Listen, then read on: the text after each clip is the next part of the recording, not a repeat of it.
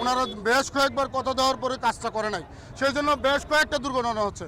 আমরা চাই আপনাদের সকল সাংবাদিক বিন্দুদের সহযোগিতা চাই, প্রশাসনের ঊর্ধ্বতন কর্মকর্তা তাদেরকে সহযোগিতা চাই। প্রায় সময় গত রমজানের ঈদে এখানে একটা অ্যাক্সিডেন্ট হচ্ছে, 3 জন লোক মারা গেছে। আবার রমজানের ঈদের ঈদের বড় ঈদের 4 দিনের দিনে আজকে আবার একটা বড় অ্যাক্সিডেন্ট, এখানে 5 জন লোক মারা যেতেছে।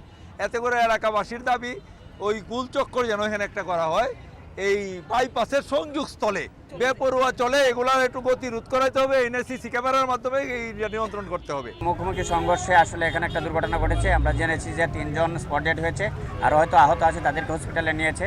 তো এখানে আমরা আসলে পরবর্তী খতিয়ে দেখবো যে কার কি আসলে ব্যত্যয় ছিল, সেই অনুযায়ী আমরা আসলে ব্যবস্থা নিব।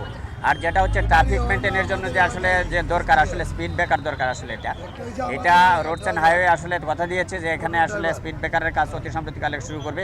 আর এলাকাবাসীর দাবি হচ্ছে একটা স্পিড ব্রেকার এবং একটা পাশাপাশি একটা গুলচত্বর।